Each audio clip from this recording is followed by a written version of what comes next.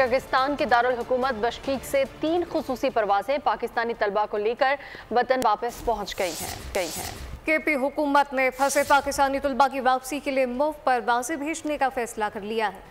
کرغستان سے پاکستانیوں کی واپسی جاری، کے پی حکومت نے بھی اہم اعلان کر دیا۔ پرواز KA4571 نے رات گئے 2:30 بجے علامہ اقبال ایئرپورٹ پر لینڈ کیا۔ طلبہ کے لیے حکومت کی ہدایات پر خصوصی انتظامات کیے گئے تھے۔ پرواز 20 منٹ کی تاخیر سے لینڈ ہوئی۔ طلبہ کے والدین اور رشتہ دار ایئرپورٹ پر اپنے پیاروں سے ملنے کے لیے بڑی تعداد میں موجود تھے۔ ہم اس رات وہیں پہ تھے اور ہم جانتے ہیں کہ ہمارے اوپر کیا گزر گیا۔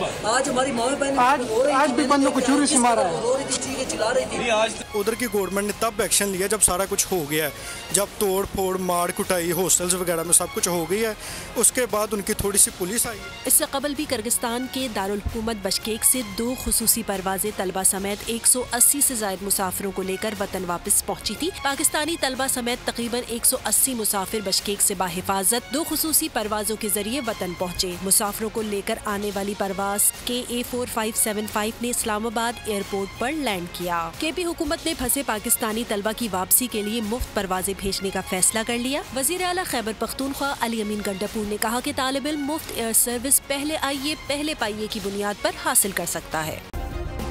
سبسکرائب کریں اور بیل دبائیں تاکہ کوئی خبر رہ نہ جائے۔